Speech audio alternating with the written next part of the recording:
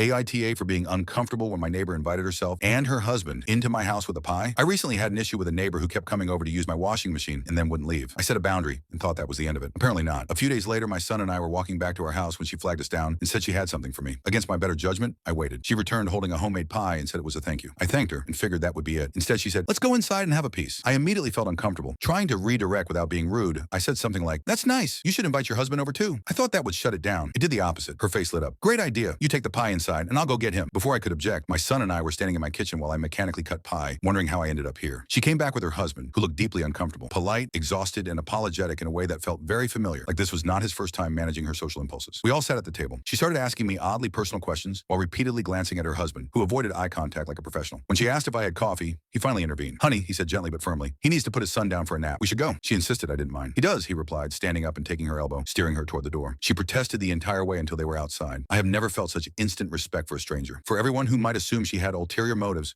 or something more concerning in mind, it seems she's just extremely bored, socially unaware, and pushy. Her husband's calm, practiced exit said everything. I won't be letting her back inside again, but at least I now understand the situation. Sometimes a resolution isn't dramatic. Sometimes it's just awkward pie and a spouse who's clearly been here before.